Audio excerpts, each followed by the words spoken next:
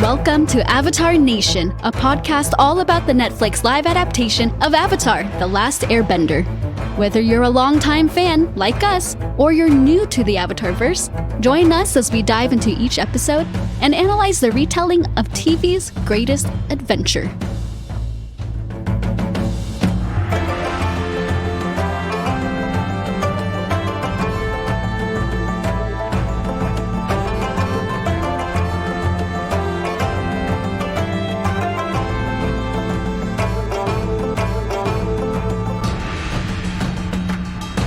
Hello guys, I'm your host Pauline. And I'm Wes. And I gotta say, I kind of missed doing this that week off. I missed doing the podcast. So it's nice to be back. As usual, life happens. But yeah, it feels like it's been a while since we've done this. Yeah, it has. And we're really getting into a busy time of year, so we will continue doing our best to get these episodes out. But yeah, we'll see what happens moving forward. So, all right, so what are we doing today?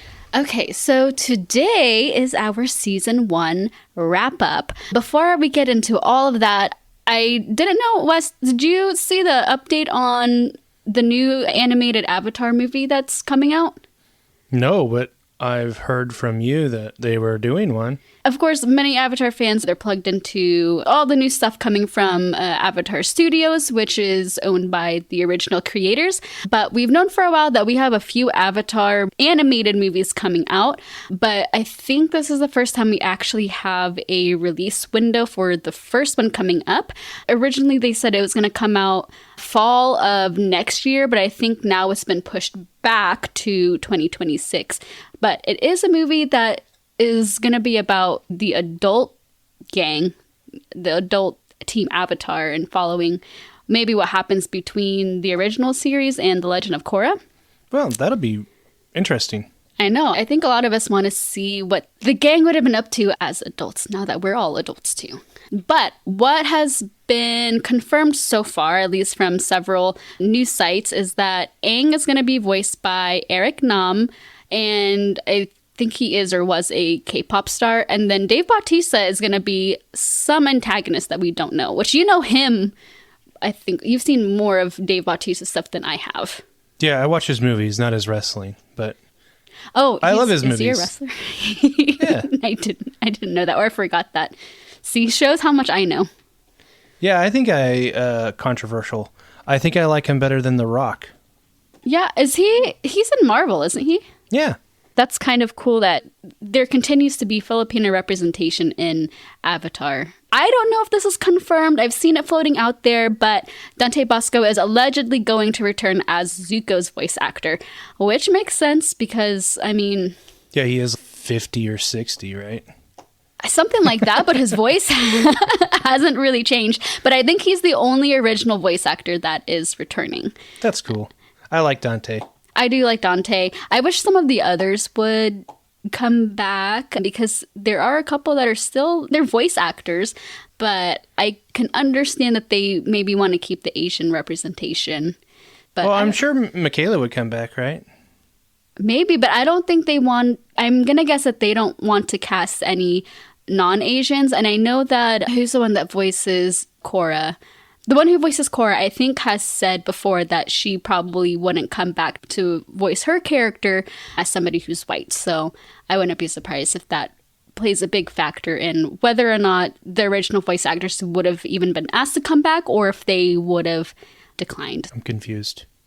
The characters in Avatar: The Last Airbender are Asian. I think that those who are not Asian would probably be hesitant to come back as non-Asian people voicing these characters.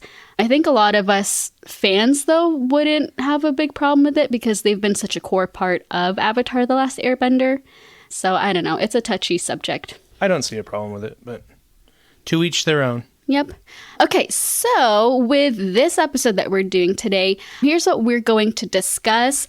What I decided to do is we're going to combine a few episode topics that I had and just combine it into this one because I didn't want some of our episodes to get too repetitive. So I figured that we would go over our favorite and least favorite moments, plus some other standout moments. We'll talk about things that we're looking forward to in the next seasons. Without giving plot spoilers, though, we'll save more of the spoilery stuff for another episode. And then we have more comments to read from other fans regarding this season in general. Great. Well, yeah. You ready to talk about season 1? Before we do, just a reminder to everybody listening to follow and subscribe to us, and that way you get notified on when we come out with new episodes. Okay, now we're ready to Let's do this. Dive in. Let's just start off by diving right into our cabbage ratings. Pauline, what are cabbage ratings? Oh, yes. I guess since it's been like a week. Or since some people may be listening to this episode as their very first episode with us, our cabbage ratings, very much like Rotten Tomato ratings or IGN ratings, they're just how Wes and I rate each episode. But we're going to rate the season as a whole, and we do it in cabbages. Yeah. So 1 being bad and 10 being great. Yeah, the best. So I'll go ahead and give my cabbage rating. So I'm giving the whole season a 7. Oh, okay. So I feel like that's a nice, healthy rating. I think it definitely had its ups and downs. The parts that I thought were really good, I really, really enjoyed. And then the parts that I feel like suffered a little bit, I had really strong opinions about all of those. But overall, I enjoyed it. It was much better than the movie that doesn't exist. And I think we're headed in the right direction. Of course, just because we're fans doesn't mean that we don't have criticism of the series. What about you? What is your cabbage rating? Okay, so my cabbage rating is a 7.5. Ooh, 7.5. And why did you give it a 7.5? Well, I have to say, it was a roller coaster ride. It was up and down. All around. There were so many things I was disappointed with, but that's just nitpicking. I think overall, this is probably going to get a lot of negative feedback. But overall, I think this is probably one of the best live action shows I've watched. Oh, you adapting it's from up there. a cartoon? Yes. Oh, yes. Okay.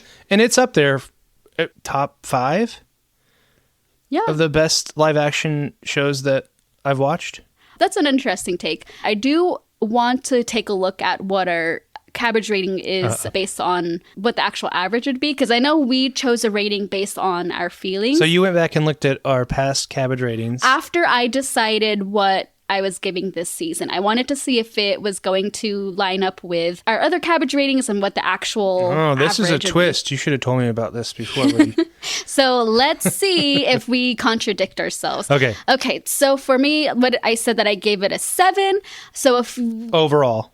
Yes, for the whole season. So if we take my average cabbage rating, it's a 7.4. So not far off. That's okay. So for yours, so you said you gave it a 7.5. I took the average of all your cabbage ratings from previous episodes, and yours is at a 7.1. We're both close. We're both close. The actual average, yours is just a hair lower than mine, but we're right there in that 7 range. So I think that makes sense. Our average between the two of us is 7.3 for all you math nerds out there. So I think that tracks. What do you think? Yeah, I think we did a good job without looking back and cheating. Yeah, so. I promise I didn't. I gave my rating first and then looked back to see if it tracked. You were trying to set me up. I wasn't. Yeah, so people could go back and be like, wait a second, this is what you said before. All right, Paul. Do you want to talk about the series' strengths and weaknesses? Okay. Strengths and weaknesses. I feel like because we want to talk about the positive things, but then, of course, there are things to look at critically as well. I'll start by giving what I think the series' strengths are and what I thought Netflix did really well. I would like to point out, before we go any farther, the text that you sent me to stuff I could look out for the podcast, I didn't see strengths and weaknesses. I'm just going to say that. Hold on. I have receipts. Pull it up. Oh, it's a second text. Mm-hmm. Okay, well, I don't read all my texts. I like how you're the one that segued into, all right, let's talk about our strengths and weaknesses. I fell Wait right a into second. the trap. I didn't know we had to do this. Okay. So I'll go first so then you have time to think. I put for strengths, it would be the visuals and the fight choreography for sure. I think we can all agree the visuals were really great. The CGI, just all of the visual effects. It was very pleasing to watch.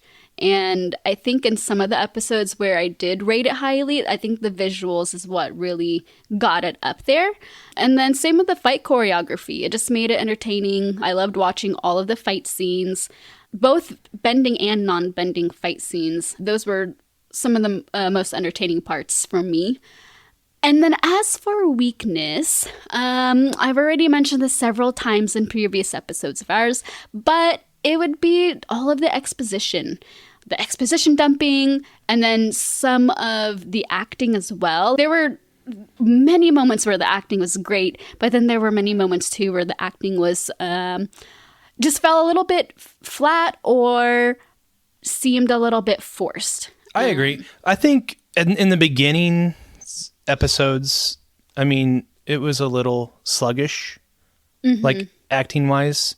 But I think they got better as the season went on. Overall, I think I agree with that. And then as far as the exposition goes, I know that Avatar has to have some exposition. There's a lot of world building. There's a lot of fantastical ideas that viewers, and especially first-time viewers, have to get familiar with.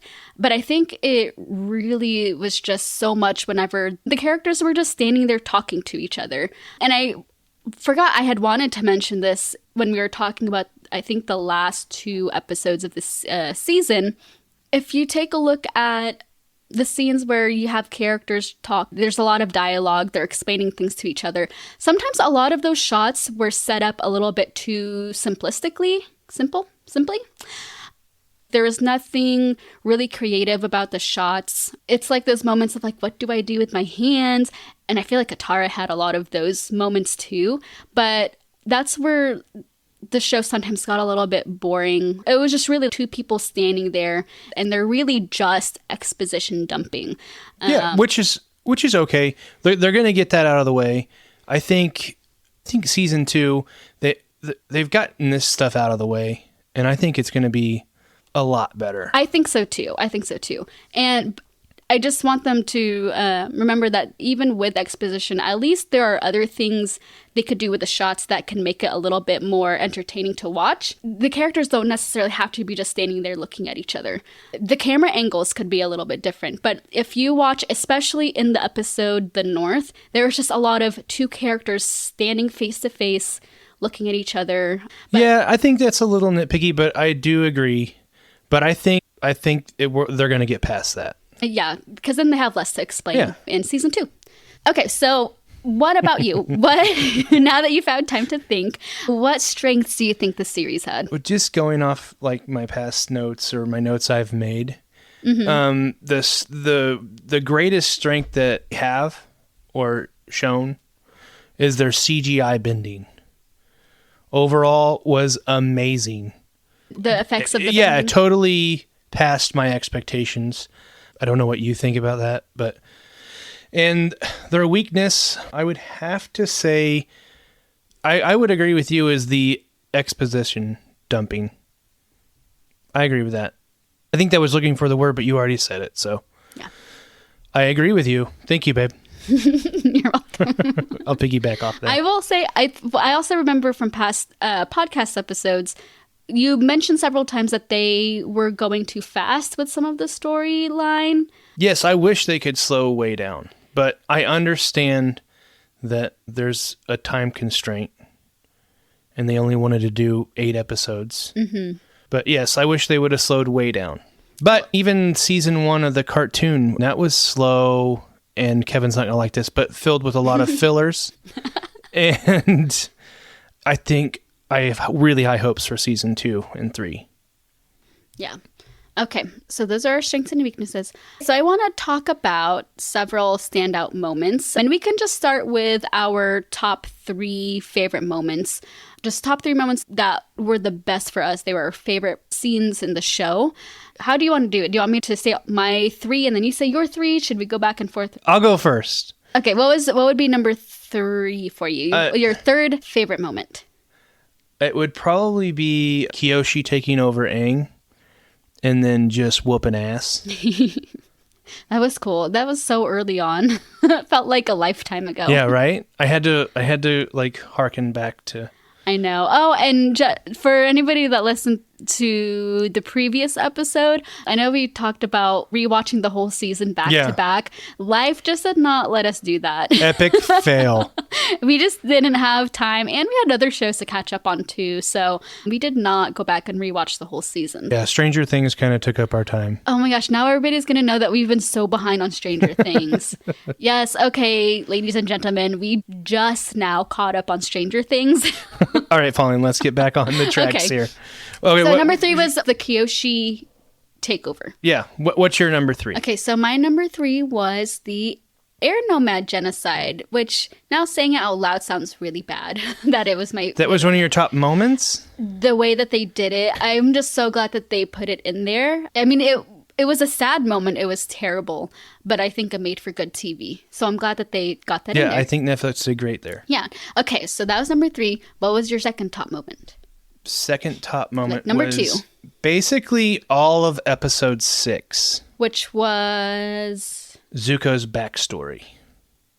Oh, the Masks episode? Yeah. Was that 6? Was that 6? Hold on. Pauline's pulling some things up. Click, click, click, click, click, click. No, episode 6 was Spirited Away. Wait, no. Yeah, no, you're right. Episode 6 was Masks, yes. Aha! Say that again, Pauline, so they all can hear it. You were right. I get confused with our episode numbers because our podcast episode numbers are always one ahead. Right, because we did a pre-premiere episode. So yeah, the mental gymnastics I've had to do every time. Welcome to our podcast. We are not scripted. Okay. All of that whole episode was amazing. I feel like that's cheating. What? That's not cheating. It's my favorite top moment. Is the whole episode. Okay, I'll give it to you because I agree. That was amazing. What's your number 2? So my number 2 was the Leaves from the Vine moment. Iroh's flashback because Same episode, right? No, Leaves from the Vine. I think. Oh gosh, was the you're gonna have to episode edit that out. Into the Dark. Okay. Yeah, Secret Tunnel episode, because remember we talked about how 2 iconic songs were put into one episode? Oh, yeah, you gave that a really low rating, but that was one of your top moments. I didn't give it a low rating. Looks like we can look at it, Pauline. Since we already have it pulled up. We both gave it an 8.5. Oh, darn. And mine was actually going to be lower if it wasn't for Leaves from the Vine. And since I had rewatched that episode 2.5 times. I cried each time, so I had to make my top 3 moments, for sure. It was great. Okay, so what was number 1 for you? Number 1, which I've already said, because you forced me in the strengths and weaknesses. But it would just... this is also cheating, but it's all of the CGI bending. I think all the moments where they're bending... Yes. I mean... There's not a bad one. There was one that I'm going to talk about later. Okay, but I want to see if it's what I'm thinking of. But overall, it was fantastic. So good. Yeah, I agree. What's your number 1? My number 1, this also sounds terrible saying, but just hear me out. It was from the finale. It was the Water Tribe versus Fire Nation. Specifically the scene where the Fire Nation closes in, and there's this shot where... I know what you're talking about. Yes. And the boat drops.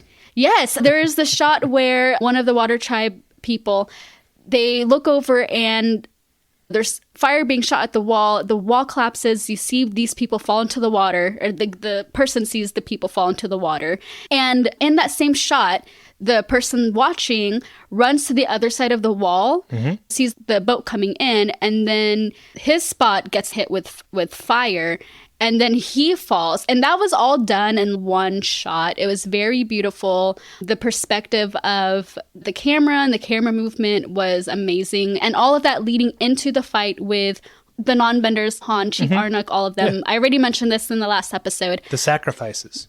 Yes. Their last stand holding off the Fire Nation soldiers after the moon had died. It was just, the whole scene was just top for me. That's a good number 1. Yes. Amazing. Great job. Good job to the whole crew. Well, awesome. So those were our top moments. What about our worst moments? Yes. Maybe we should have started with our worst moments so we could have followed it with something positive. But I'll start first since you started first. So you're starting at number 3. So number 3, for me, my number 3 worst moment, or I guess moments really, were Boomy's tests. Because I felt like they missed the mark with them. And we already talked about it before, but they didn't make much sense. At least not as much sense as the cartoon version. And yeah, they just missed the mark. So that was we had our whole rant on that. My number 3 is Iroh's bending when Zhao kills the moon spirit. And he's like, whatever you do to that spirit, I'll unleash on you tenfold. And it really wasn't tenfold. He tried. Okay. He started in on it. We already talked about this. Powerful bender. But okay. He is. Okay. Number 2. Number 2 for me was Roku and Aang's conversation. It was very cheesy and it left me not feeling that impressed by Roku. Yeah. Like, what is he doing? Just joking the whole time? Yeah, he was a little bit too cheesy for me. Yeah. I hope we see way more of him. I'm sure we will. So we'll see how they take Roku's character moving forward. You know what I hope they do? Is like House of Dragon us and give it to a different actor. Oh, no. Give him a chance to prove himself. Okay. Sorry. But I think because they didn't show very much of Roku, I think he's one of those characters that if they were to recast him, I don't think we would... No. Most people probably wouldn't notice unless they had rewatched it many times. Yeah. So that was number 2 for me. What about you? Number 2 is Azula's lightning bending in the last episode. I thought it could have been way better. Like, it was so... Like, the build-up for her lightning bending was awesome. Mm-hmm. And then it was like... Boop! Over his head, and it was like a little flash, and you were like, oh, that was... Well, what was she supposed to do? Hit her dad? No, you don't have to hit him, but there could have been a bigger explosion, like a bigger lightning bolt. I don't know. I'm sure she wasn't giving it her all. It was like, oh, here it comes, and it was just a little taste, like a little. It was like a bottle rocket, you know, like it's gonna be so big, and then it's like pop. I don't like bottle rockets. Okay. I don't like any fireworks, and I also don't like lightning and thunder. So you don't agree? I can appreciate what you're saying. That's not one that crossed my mind at all. Well, I'm unique. You are unique and weird. No, I'm just kidding. All right, what's your number 1 most disappointing moment? Not necessarily disappointing, but just... least favorite moment. Yeah, number 1 worst moment for me was the Sokka shirtless scene. And it's not because of Sokka himself. It was just the way they put that in there with Suki clearly thirsting after him, after having just met him, was very cringe and it felt forced. Maybe save that kind of moment for season 2, but it's like... That was the second episode, and we're just getting to know these kids. And I think because in my mind, it's like, okay, these are kids.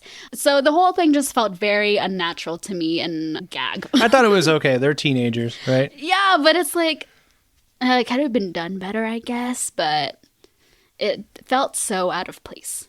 That's just my opinion. Least favorite moments. That was number 1. Sorry, Sokka. Nothing against Sokka. It's more about the people who decided to put it in there. Like, okay, you ready for really mine? This is what we're gonna spend our time on, is Suki eyeballing his abs. Or did he have abs? I can't remember. Anyways, yeah. What was your number 1? My number 1 is Katara's fight with Master Paku. Yeah, okay. Yeah, I horrible. Horrible. Like, the whole thing? I didn't like any of it. I thought it could have been way better. Katara's bending was like, when your show's lagging, it looked like she was lagging the whole time.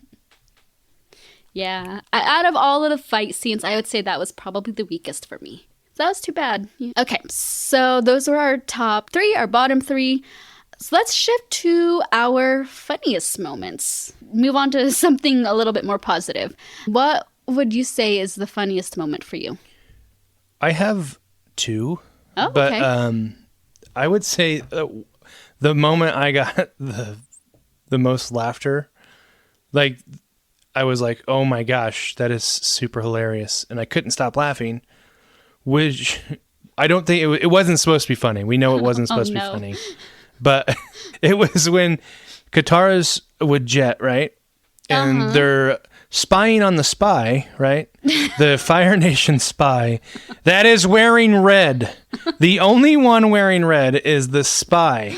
So funny it was so good. I know they weren't trying to be funny, but that was funny. It was funny, but not for the good reasons. So my actual funny moment was when Aang asked Katara to not hurt Zuko, but Zuko thought he was talking to... oh, yes. Yeah, he burned Zuko. Yeah, that was hilarious. And he said, I wasn't talking about you, or something like that, or I wasn't talking to you. It was pretty funny. That's right, okay. Okay, that probably would have also been mine. What's your But funny? I had to put, for me, it was my cabbages.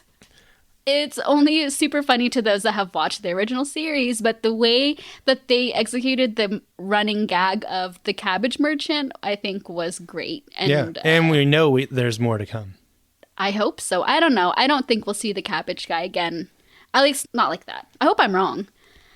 But the way he, in a very cheesy way, looked up to the sky and said, my cabbages, was so funny. It was perfect. It was. And one of the only times that I feel like the cheese really worked there. Okay, now... So we've done our funniest moment. Mm-hmm. Okay, what's your saddest moment? Oh, okay, sad. Well, you already know mine, so I'm going to say it. I don't know yours. Well, I already talked about it. It was Iroh's flashback during the Leaves from the Vine episode. Oh, yeah. Okay. Yeah. That was super sad. That was very sad. And between the acting and the music, how could you not cry? I do wonder, would I have cried if Leaves from the Vine wasn't playing? Because nostalgia is tied into that as well. And for those of us who know Iroh's backstory already, you just hear the song and nothing else has to be said. But then that with the acting and, oh my gosh, it was so good. I have a sadder moment. Try me. Yeah, okay. So this is something that the live action did that the cartoon didn't do. Mm-hmm. And that was all of Aang's people being wiped out. Oh, okay. And they went through that whole, like, you got to see them all getting wiped out. Like, and that was one of my top moments. But was that not the saddest moment? It was very you got to sad. See... I didn't cry, though. You didn't cry? No, but it was a sad... You have a cold heart, Pauline. The whole storyline of... Cried over a song, but the extermination of a whole bending race being wiped out. Okay, Gyatso did make me tear up many times. But the whole thing with Iroh was... He was the only one that made me have visible tears running down my face. But I agree. I think those two... I win. I win. Two things are very sad. They can both be equally sad, okay?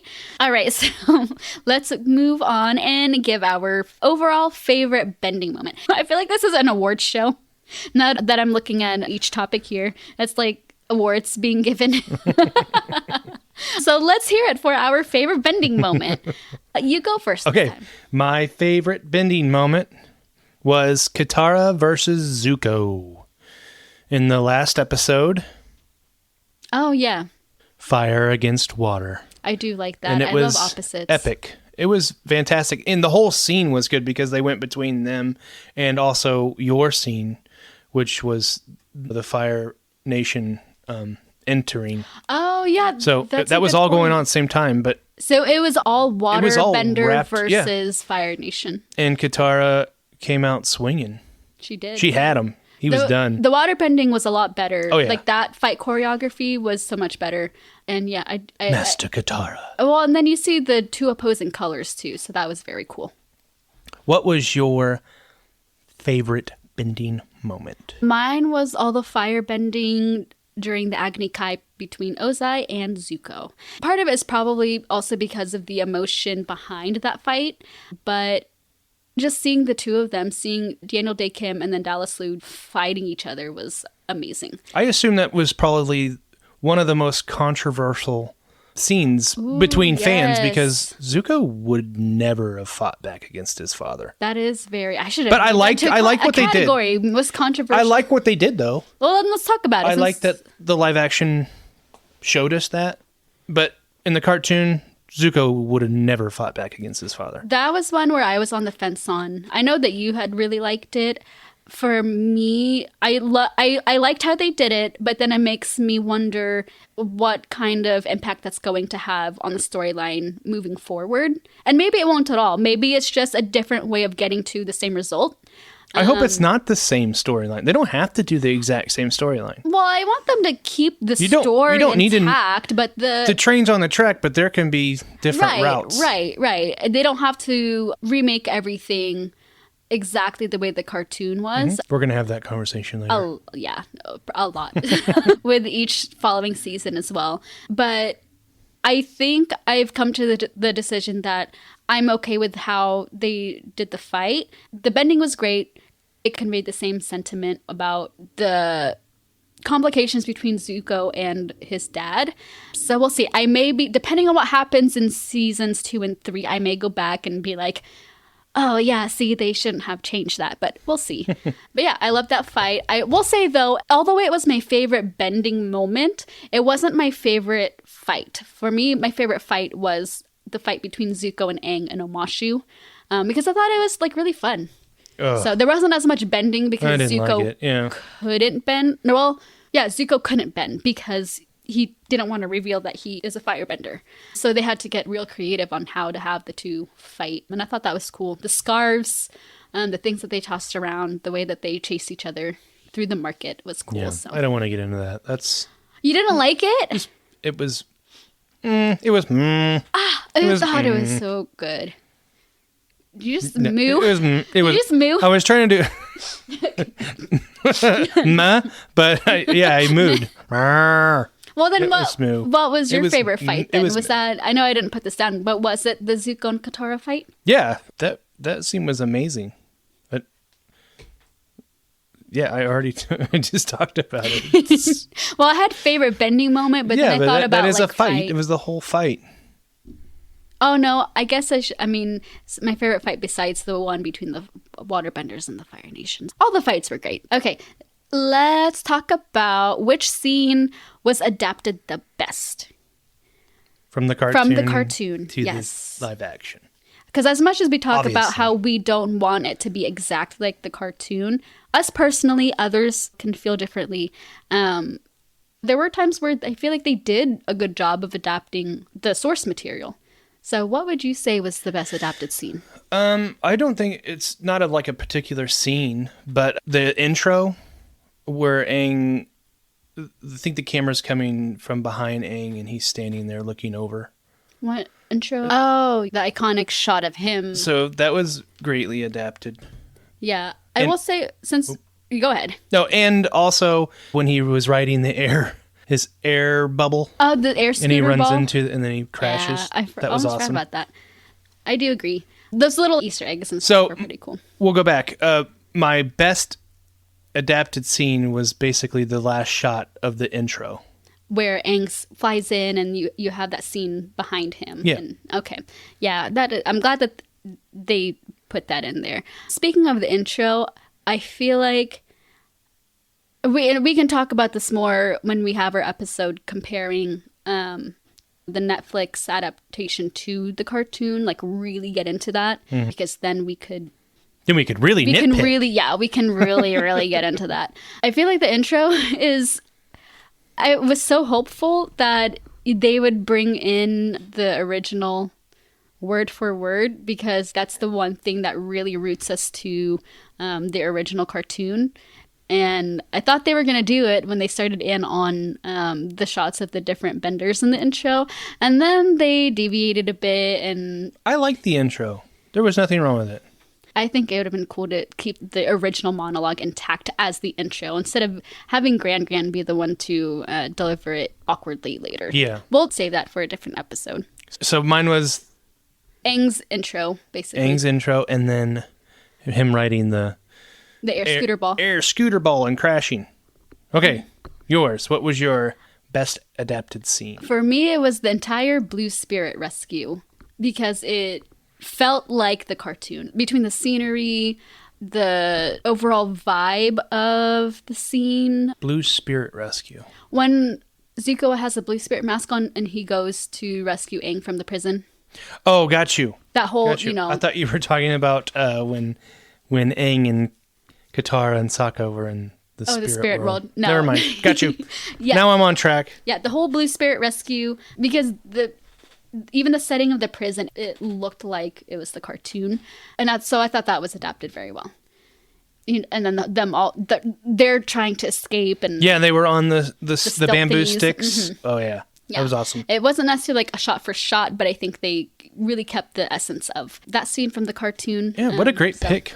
There were all a lot. about that. There were quite a few that I had thought about, but this one was top for me because that was a good episode. So, yeah. All right, Pauline, can we give our favorite characters? Okay, favorite character, because for each episode we've been talking about who our favorite character is of that episode. So now let's see who we think is the GOAT of the entire season. Our favorite character, greatest of all time. Greatest of this season, anyways. Obviously, we're gonna have the same one. Are we? Yeah, we're gonna. I thought so too. Okay, can we say at the same time on count of 3? Are you going on 3 or? No, you can't do it on 3 because we're saying 3, so it's got to be 1, 2, 3. So it's 1, 2, name. Or... No, 1, 2, 1, 2, 3. Name. Okay. Let's do this. Ready? 1, 2, 3. Uncle Zuko. Iroh. No, I'm just joking. I wanted to do that. Okay. All right, let's do it again. 1, 2, 3. Zuko. Oh, God. You already Sorry, I had to ruin it. You knew that. If I had said anybody other than Zuko, would you have believed me? Yeah, I think you really liked Uncle Iroh too. But... Yes, he would have probably been second. Yeah. So yours is Zuko. Mine is Zuko, yes. And I think we chose him for probably the same reasons. I mean, great acting. Mm-hmm. Man, that kid's good. All his bending. I think he's the most compelling character in the series right now. Yeah, I think if we hadn't seen the original at all and didn't know anything about Zuko, I think I would have still thought that he was the best character. He's got a lot going on. Yeah, and I'm really excited to see Zuko's storyline play out in the following seasons and how Dallas is going to bring that to life. Unless they royally screw it up, I have a feeling that all of Zuko's moments and all of Iroh and Zuko's moments will continue to be my favorite to watch. I wish I could watch this series through the eyes of someone that didn't watch the cartoon. Because they think we're crazy? They're like, what, these people like their favorite character is Zuko? Do they think we're crazy or... That is an interesting point. Maybe I'll ask... They're like, what? You're supposed to not like him. We already know from reading the comments from the previous episode that a lot of people watched this with somebody who had never seen the original. The person that was watching with their father that got their dad to watch it. I wonder what he thinks. Yeah, so that's a good question. Now, how about your least favorite character? And the award goes to... Wait, question. What do you call the opposite of a goat? This is not a riddle. I'm genuinely wondering. Hey, Google. So if you have the greatest of all time, woat? Sorry, a lot of people's phones probably just went off. Woat? Worst of all time? The woat? Woat. Boat? Baddest of all time? But that sounds cool, though. Baddest of all time. I didn't know what to call this besides just worst character. A sheep? Gosh, we still have a bunch of comments to read. What? Sorry, I shouldn't have Googled that. How about the mole? Most obvious loser ever? That sounds so terrible. But I like the word mole just because of badger mole. Who's our mole? Who's our mole? Wait, is there a different word instead of loser? We'll think about it. But for now, we'll say mole. Who's your mole? Who was your season 1 mole? Least favorite character. You want to go first? Do you think we have the same one? No. No? No, we don't. Okay. Although... I have seen yours, and I would agree if I didn't have mine. Okay, so I'll give mine first then. Okay. So mine is, unfortunately, it's Katara. The writers did not do Katara's character any favors.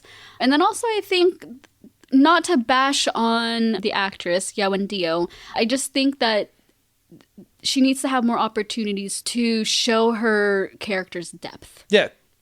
It's not her fault. She went from not knowing how to waterbend to being a master. Yeah, like they didn't give her a lot to work with. As far as like character growth, and there were moments that were great, but they need to write Katara's character much better in season 2. Yeah, she needs more time. Yeah. What about you? Right. My least favorite character, you can guess this. Take a guess. Okay. Taking a guess. I know we're taking up time here. Oh, I know. Oh, you got it. Is it Boomy? Oh, gosh. No, it almost was. Is it Jet? It's Jet. Oh, my God. Are Jet. you serious? It's not Jet, the worst. right? Okay. He is the mole. He is the mole. Why? He's so dark. But that's not a bad thing. That is a bad thing. It's not. Okay. Okay. I'm not going to win this, and I don't want to. Make your case. Make your case. What? He's evil. Jet's not supposed to be that evil, right? We need to have a whole it's episode okay. on Jet. It's okay that they took it there. I didn't prefer it. Maybe some people did, but it's like, I'll just kill everyone. Okay. That's Jet, though. That is not. Is Jet. No. Yes. That's Jet. In the cartoon, we've already done this. I'm sorry. I'm sorry, everyone. He didn't mind killing Fire Nation people. That included innocent people. He knew that innocents Fire Nation's were there. not innocent. Yeah, there No. are innocent Fire Nation people. Okay, see, I'm not gonna. He was willing to kill anyone and everyone in the live action. I'm not down with that. Including like citizens of Omashu. Yeah, horrible. Yes, that is horrible, but that was his character. He was my least favorite character. Okay, I somewhat respect your opinion. just move on. I liked Jet, so you can't say that right before we move on. Because the last word. Okay, moving on. Let's talk about just our overall favorite episode. And it doesn't necessarily have to be what you rated the highest, because maybe looking back, hindsight and all that, and how all the episodes fit together, it's okay if you have something different. Well, everyone already knows my favorite episode. Not based off my ratings, but I've already talked about it in the very beginning of this episode. Remind me again. It's of been an our hour. Podcast. It's been an hour, remind me. Remember, you said it wasn't fair, but you'll give it to me as all of episode 6. Oh, okay. Wait, so we have the same one. Masks. That was... You just copied off of me. It's here written in my notes. For all I know, you're copying. That was a great episode. That was my favorite, and I think a lot of people's favorites. Even though I didn't cry in it or anything like that, it was adapted the best. It was entertaining throughout the whole thing. Nothing felt too forced. And yeah, it was all of Zuko's backstory, and it was just really I wish every constructed. character could have an episode like that, which would have been fantastic. Well, Katara No, they tried. Katara and Sokka had their flashbacks. Yes, don't disagree. And I did. Which I like the flashbacks, but I don't think it was enough to bring that episode up. Okay, so we have the same favorite episode, Masks. All right, moving on. That was quick. Before we look ahead and talk a little bit about just our expectations of season 2, is there anything else with this season, like different moments or any criticisms that you have, like the Fire Nation spy in red that you wanted? This is where you could put in like a little short clip of me just critiquing every episode.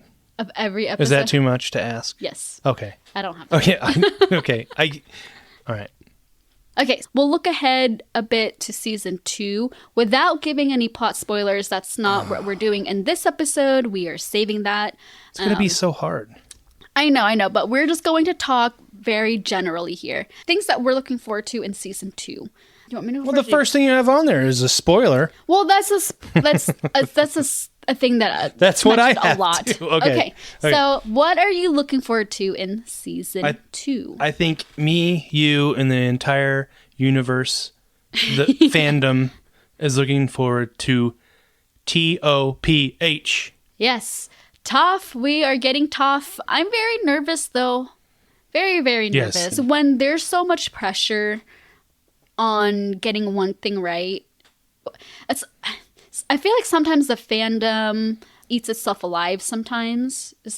I don't know if that saying makes sense, but we put so much pressure that sometimes things will just always fail in one aspect or another. So somebody's going to be disappointed no matter what.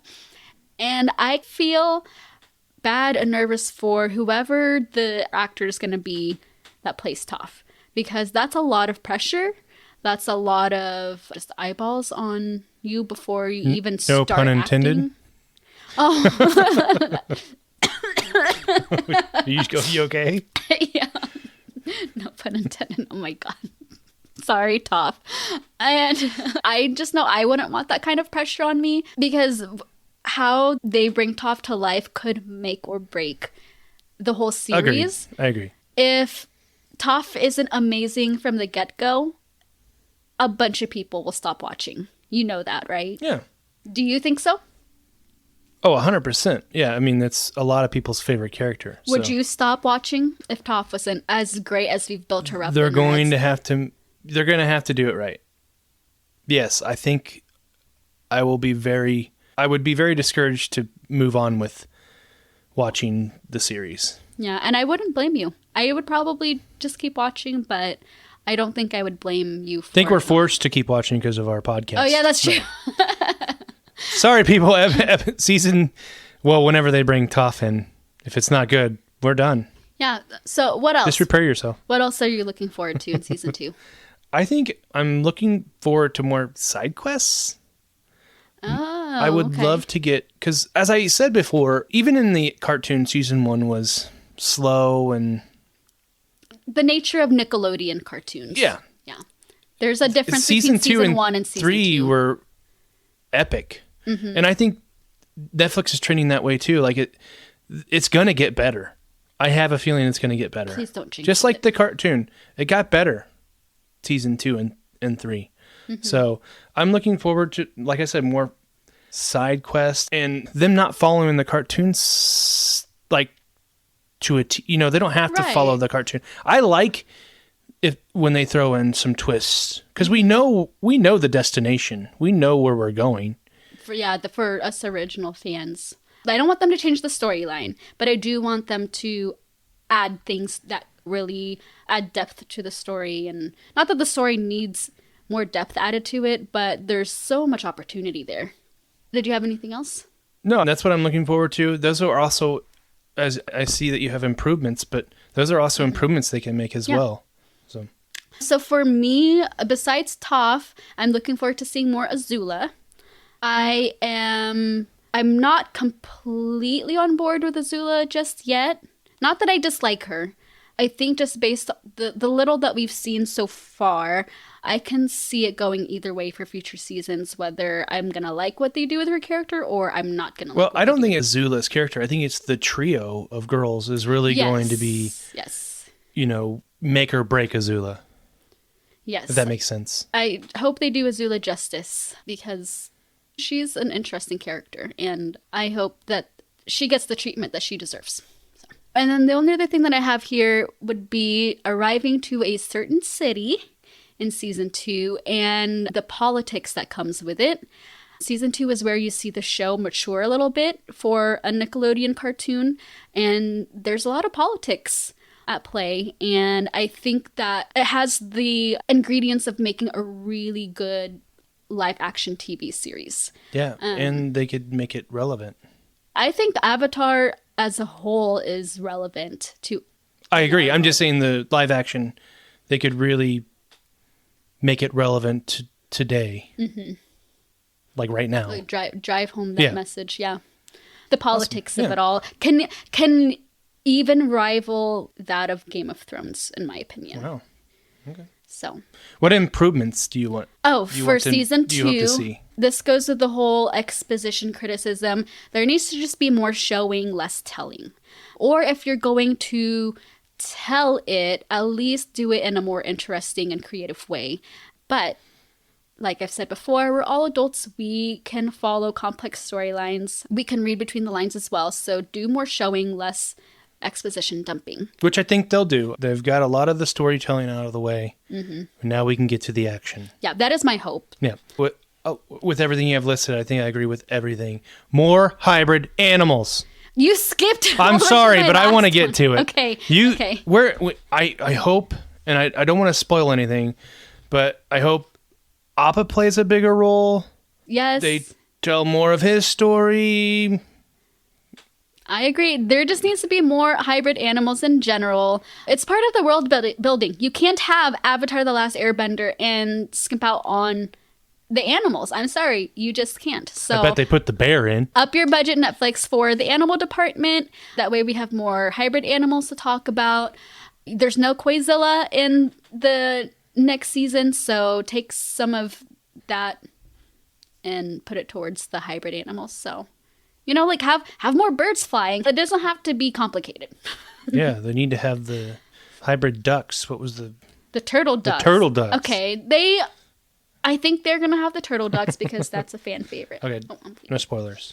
Okay, so what else? Other improvements that I'm hoping to see. More natural acting.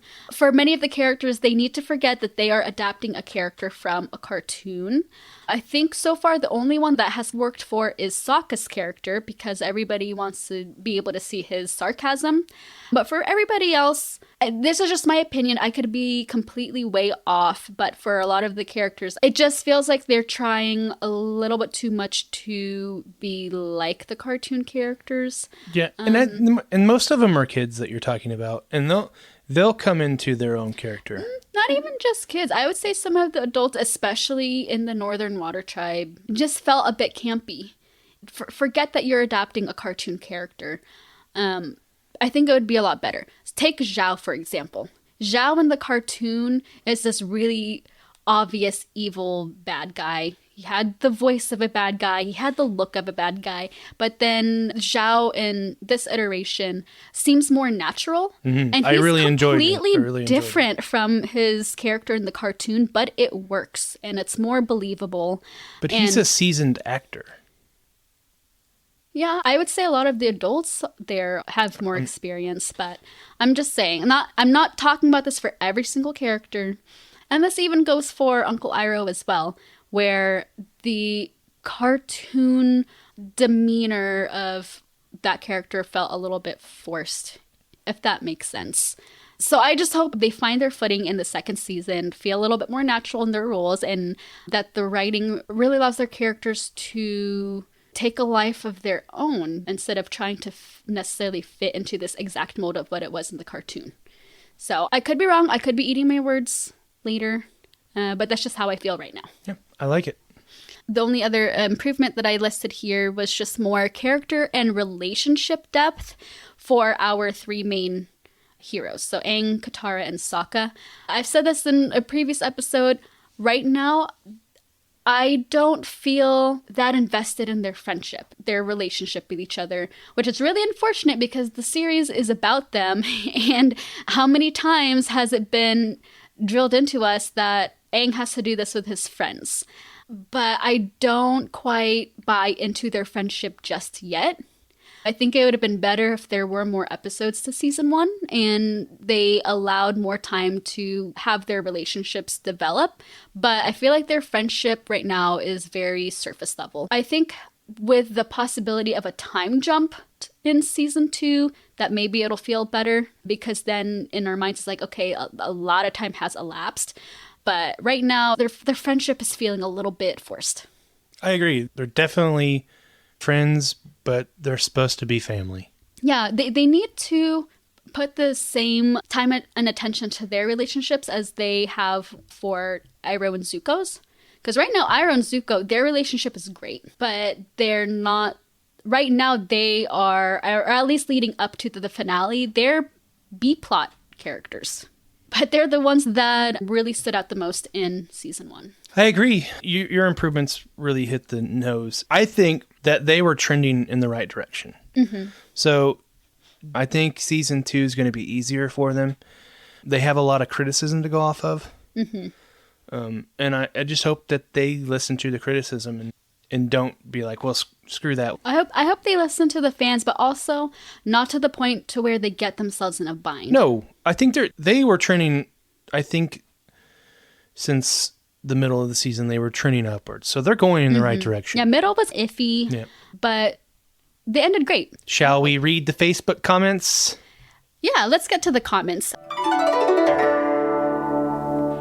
So these comments, we have a lot of them to get through, but they were ones that we got from our previous question of the week when we had asked other fans what they thought about the finale and if it made them hopeful for season 2. And a lot of the comments were about season 1 overall, so I wanted to save those comments for this podcast episode. Let's see if other people agree with what we think or if they have something different to say. Very interesting. About season 1.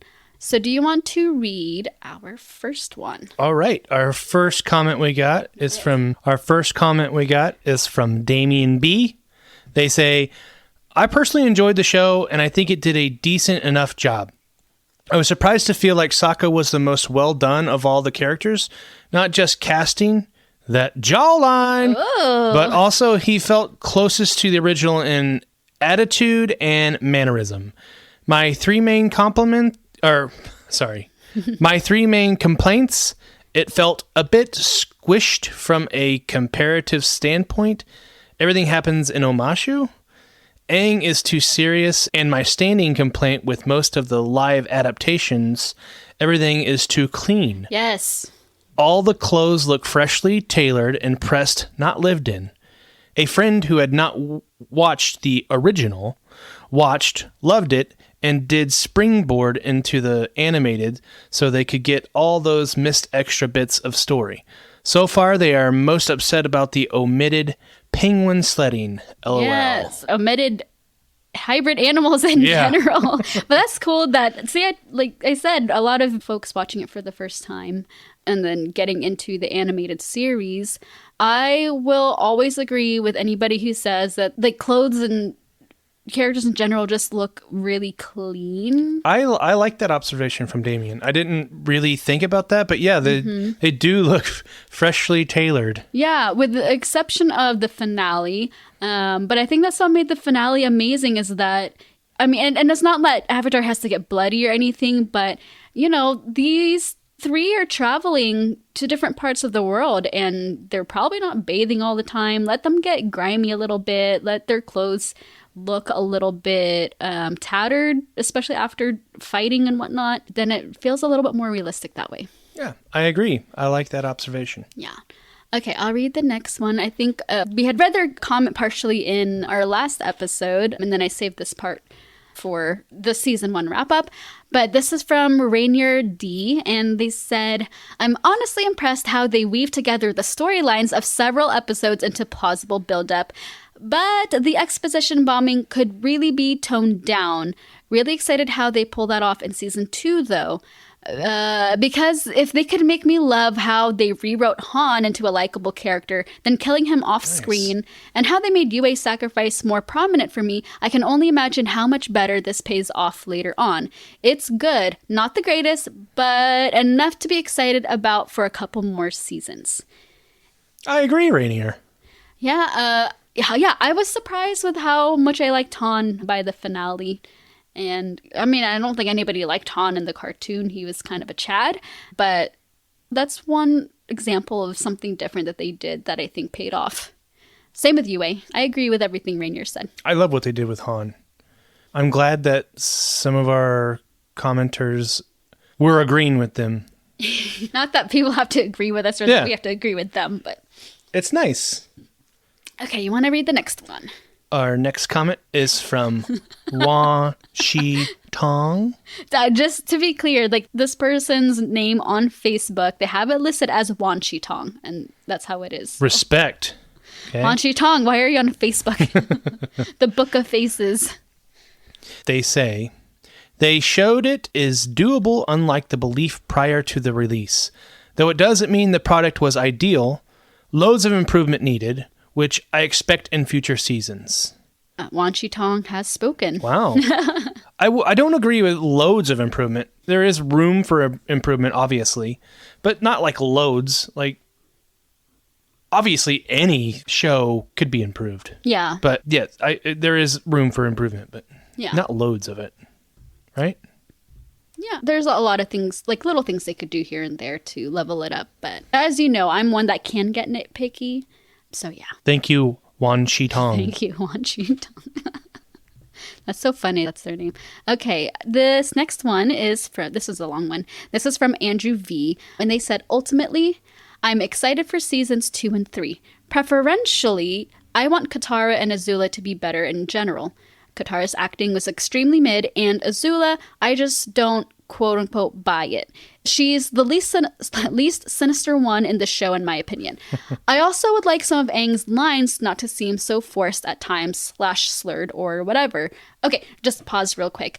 I don't think I've ever mentioned this before when we talked about Aang, but sometimes when Aang delivers his lines, like when Gordon delivers his lines, if it wasn't for subtitles, I would have a hard time understanding what he's saying. And if it was theater, he would be getting the feedback that he needs to enunciate more sometimes. Yeah. Well, I guess I didn't really observe that because I'm reading anyway. The subtitle. So. Which, by the way, for me, me giving that criticism, that's pot calling the kettle black. But yeah, if it wasn't for the subtitles, I would have no idea what he was saying sometimes, especially when he was talking to Katara. Anyways, continuing on with Andrew's comment, they go on to say, one actual gripe, the fact that Aang did not bend a single drop of water, aside from iceberg freezing, is total BS, to be honest. I don't see any significant bending development, obvious struggles, or learning experiences being expanded / touched upon in any meaningful way going forward. And that goes for all the other elements. It'll all have to be rushed / glanced over, most likely later. I, of course, could be dead wrong, but given the amount of show they've already had to cut out / rework / combine already, I don't think I will be. The show has lots of potential, and there were several moments I thoroughly enjoyed. My favorite episode is the first, something that wasn't in the original technically. I think they're talking about the the Air Nation genocide. Yeah. But it added some serious dynamics and gravitas to the narrative that I loved. Here's to hoping there's more of that without hindering the actual story going forward. I agree 100%. Yeah. I am hoping we don't open with season 2 and Aang's a master waterbender. Oh my gosh, that would make me really upset. I think a lot of people have already touched upon the lack of waterbending. Yeah, I'm hoping that they have a really good reason for that and that it pays off later. But right now, it's, I think, a valid criticism that fans have. Yeah, I think I agree with everything Andrew is saying. There's good things, bad things, and their sentiment about the first episode, if it wasn't for the added stuff, I think the first episode would have been really bad. So I hope that they do have more of that, just adding on to what's already there. Yeah, I think Andrew agrees with us. There's a lot of potential moving forward. Mm-hmm. Okay, so our next comment comes from Daniel H. They say, I love the show. And as you can see in the comments, most people aren't really complaining about real issues, even though there were a lot. They simply complain about the fact that some things didn't happen the same way as they happened in the cartoon, which is just so boring. It's an adaptation. Hello? In all caps. It will be different. I think the finale was epic in every bit. Sorry, guys, we're just reading these how they're... The only thing I missed is that Aang didn't waterbend at all. There's another one about the waterbending. At all. So... I see, I guess I don't read, people complaining that it's not, verbatim, with the cartoon. Mm-hmm. Are a lot of people complaining about that? I think it depends on specific scenes and specific episodes. I think a lot of people are okay with some of the... I don't know if necessarily the changes, but a lot of the additions. But then there are some people that feel like it's deviating too much. The fandom is very split, I will say. So... Yeah.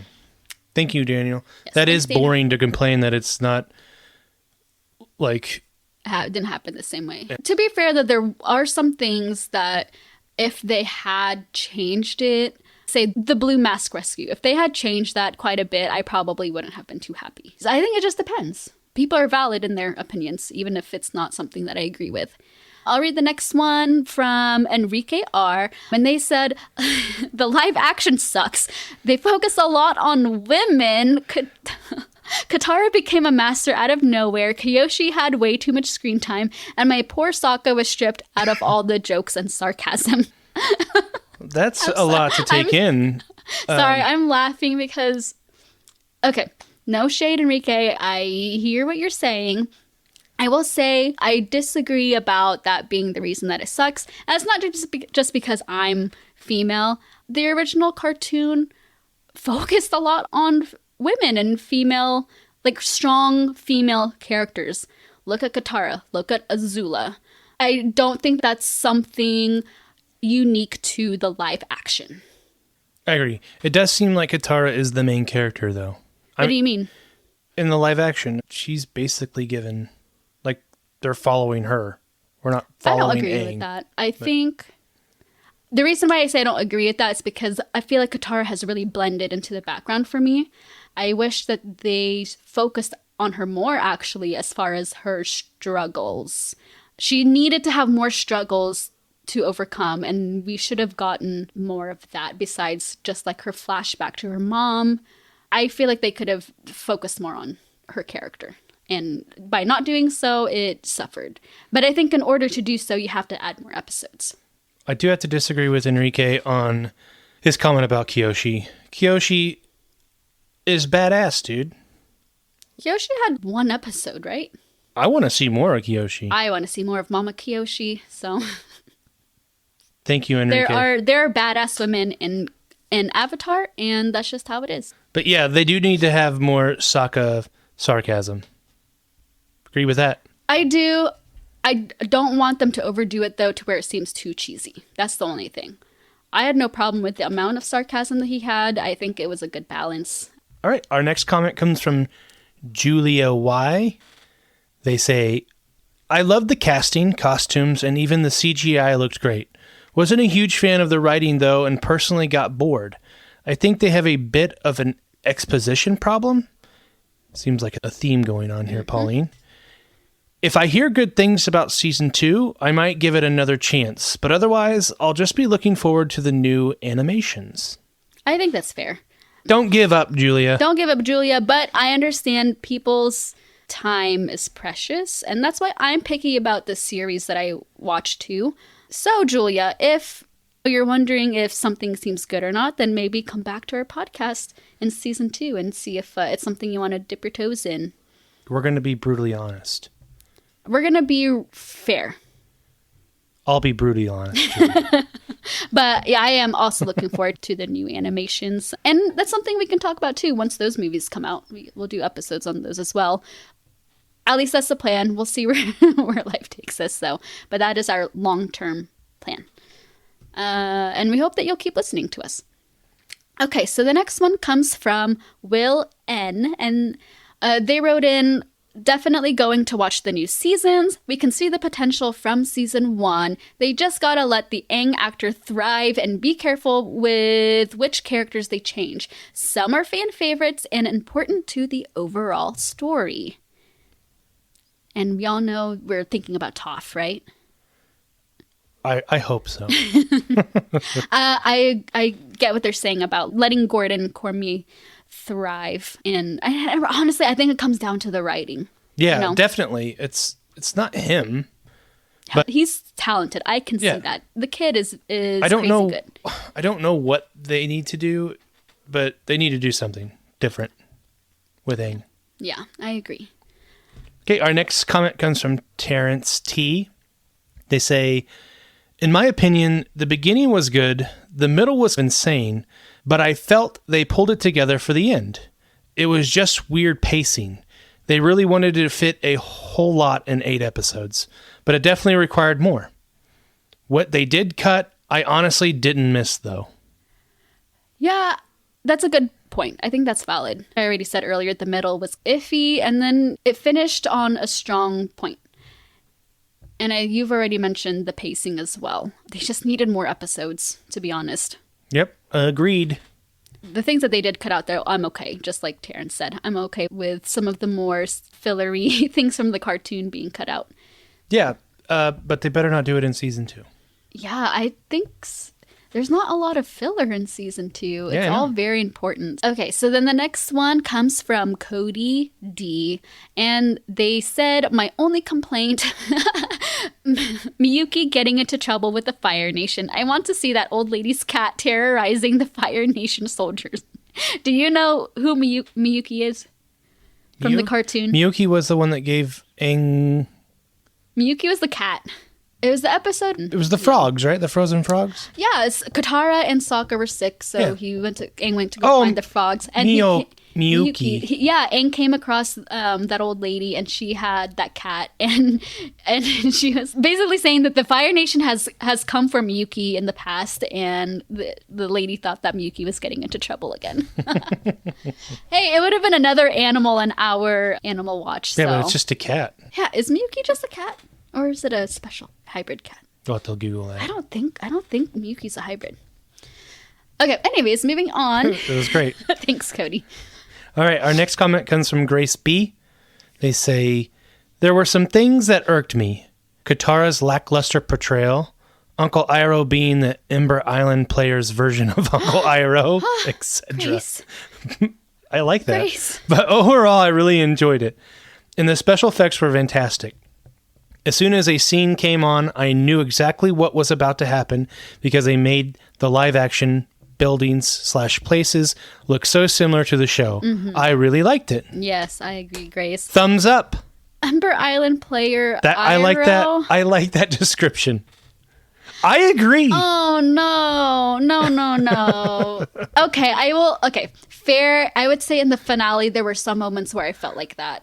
But you agree, though, wholeheartedly? That I agree, Grace. For those who don't know, it's something only original fans would know, and I know how to explain it without necessarily spoiling it. Just know that I agree with you, Grace. Basically, they're saying that this Uncle Iroh is like an actor playing Uncle Iroh instead of just being Uncle Iroh himself. But okay, that's fair. Can't really say a lot about that, but yes. Okay, so then the next one, how many more do we got? Oh, we still got quite a few. Okay, so the next one was from Bo H, and they said, I have been a fan of the anime since I was 12 years old. Same, Bo, same. I am 28 now. Not same, I'm older than you. Was the new live action perfect? No. However, if all the producers did was remake every single episode verbatim, then they wouldn't be producers. They would just be casting directors. I thought they did a very good job trying to bring the anime to life while also making it their own. People's unrealistic expectations on other people's artistry is why we can't have nice things. I am looking forward to the rest of the live action series. My only serious criticism going forward would be hoping they expand the runtime and or number of episodes per season. That way they can get more details and see more of the actors' personalities trying to shine through the big roles they are trying to fill. Ding, ding, ding. I think Bo put it very well. Yeah. So. Yeah, it's not a karaoke version of the Avatar. I like what they said about people's unrealistic expectations on other people's artistry is why we can't have nice things. I know we all have our thoughts, we all have our criticisms, but sometimes the fandoms can get to a point where it implodes on itself. Well, I don't want to say implodes, but it's almost like a lose-lose situation for all of these live-action adaptations, that there's no winning. Well, you're not going to match the cartoon. No. And we don't want you to. You and I don't. No. Yeah, I like that. Thanks, Bo. Our next comment comes from Adriana G. They say, live action was... ... Okay. It was 3 dots, not 4. ... Okay. The exposition dumps and here we go again. And constant dialogue killed me. Mm-hmm. Mixing up plot lines that make no sense, etc., etc. Can you say et cetera? Et cetera. It's like 2 words. Et cetera. Et cetera.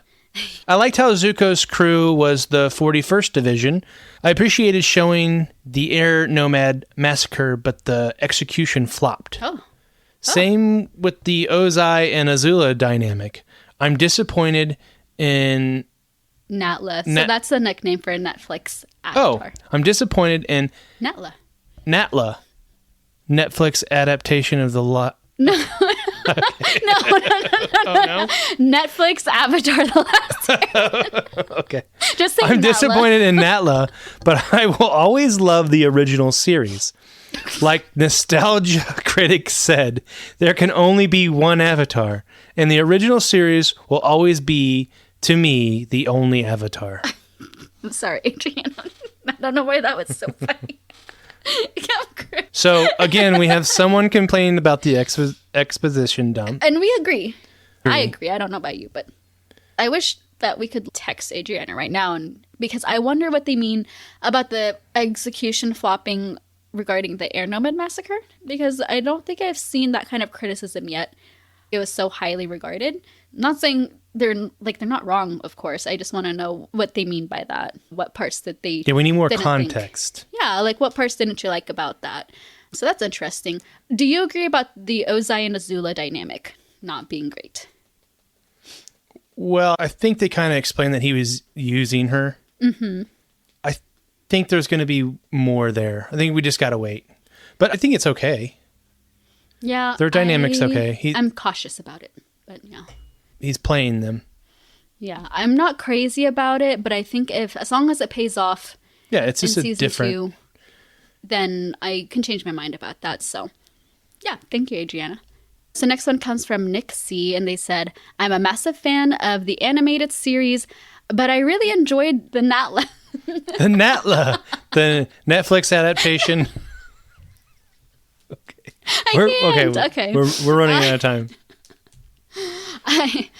But I really enjoyed Natla. I loved all the nods to the animated series. I'm honestly glad they didn't copy verbatim. Mm-hmm. You can never beat the original. The only huge flaw was not getting to see Aang waterbend. That was supposed to be the main purpose of Book 1, Water. So now in Season 2, he has to learn water and earthbending. Thought that was a bad call, but it was still fun to watch. But I am definitely excited for Season 2. And I introduced my mother to the Natla, and she doesn't know the animated... I'm so sorry. And she doesn't know the animated series. She loved it and was so upset Season 2 wasn't available yet. I think she watched the whole series twice already. Nice. Oh, yay. We always love... We want to hear from people Nick's into mom. The fandom. Yeah. Thanks, Nick. Yeah, let us know who her favorite character is, just based off of the live action. So we all hate that Aang didn't do any waterbending. Yes. But in Season 2 of the cartoon, he's also learning more waterbending. Yeah, I just think from cartoon aside, I think it just didn't make sense that he wouldn't at least try to pick some things up from Katara or try to learn along with her. That's all. Yeah.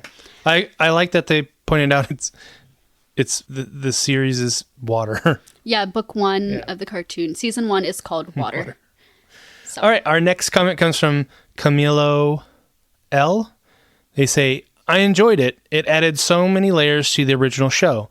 Zuki, Zuko, Iroh were the big winners. Mm-hmm. I loved the feeling of getting surprised with the changes." Same, and I agree. Suki, I know we haven't really mentioned her much in this episode, but I thought Suki was great too, even though she only had 1 episode.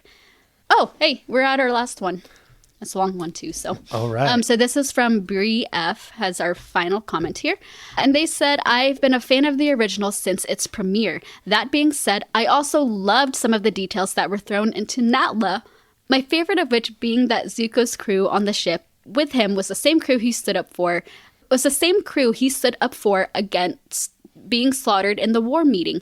I loved that it became full circle, and when the lieutenant found out that he was only alive because of Zuko and not slaughtered like the sacrificial lamb Ozai was prepared to make him. He was prepared to do whatever it took to help Zuko. It is an adaptation, not a remake, and especially given how the first attempt at a live action turned out, there is no movie in Ba Sing Se, I think Netflix did a fantastic job. What you also have to understand is that the target audience between the two are decades apart. The animated series was made for children. This new adaptation is made for those same children who have now grown into adulthood. The age range in those two demographics being vastly different. Sure, both touch on very heavy topics, but in different ways. I stand by both the Nickelodeon and Netflix versions. I like Bree's comment. Yeah, that was wonderful. I completely agree. That summed it up very well. Yes, you're right. It's a great one to end on because I think they hit on everything. I loved it. Yeah, it's an adaptation, not a remake. So that is a good point. Any step up from the live action movie is welcome. And yeah, I've implied it several times now that we were kids when we watched the cartoon. And now we've grown up, so we can handle a more mature adaptation. We can handle more complex storylines, and it doesn't have to be just like the cartoon. So yeah, it's like a cover band, but changing the music. Those are all the comments. Thank you all for your comments. Thank you all. I'm sorry I did have to cut out several of them because I just don't think we have time to read them all. Yes, and thank you for giving us a great laugh with the Natla. I don't know why that's so funny because I've seen it referred to as Natla many times. I've never seen it. You should have gave me a heads up. Well, you're not online a lot, so I see it as Natla a lot, and in my head it is Natla. But you trying to figure out the acronym. Don't make fun of me. So thank you for those laughs. And just as a reminder to everybody else, if you want to put in your 2 cents, I don't like calling it 2 cents because is that kind of demeaning? How about it's worth more give than us 1 copper piece? Your 2 copper pieces worth of your thoughts. Find us online, whether it's responding to a question of the week or you're just commenting on anything we put out there. We may include it in a podcast episode, whether we read your comment or listen to a voice message that you send us. We'd love to hear it all, whether you agree with us or not. Yes. So. Okay, so before we wrap up our wrap-up, do you, Wes, have any closing thoughts? High expectations for season 2. Oh, I wonder if that got caught on the microphone. Baymax shook his head, and it's always loud. It's like a... it was drool. And it's all over and my he arm. just launched drool everywhere. We're all good, though. Continue. What was that? I think it's only going to be good from here. I hope so too. Was there anything in your notes that we didn't touch upon? No, I think we hit everything. How about you? Do you got anything you want to add? I know I have lots of thoughts and I never get them all down. So we'll see. If something comes up, we'll talk about it in a future episode. But speaking of future episodes, so our plan for upcoming episodes of ours, it'll probably be a looser schedule, first of all. May is a very busy time of year for us. Lots of great things happen in May, right? Yeah. Right? A certain person was born in May. Right. Yeah, it's Taurus season, guys. But aside from that, there's a bunch of other things taking up our time. We have youth theater that's getting ready to start out that we're helping out with. It's the end of the school year, and then Zoe's going to be home. The pool opens.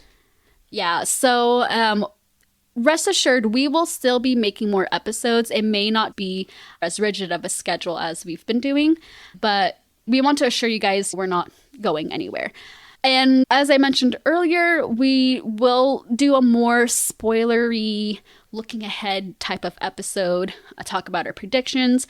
For those that haven't seen the original Avatar, or maybe you've started it and you haven't finished the whole series, we'll tag that episode spoilers. So then that way, if you want to avoid that episode of ours, then you'll know which one it is. All right, okay. Great. Yeah, so let's close out the show.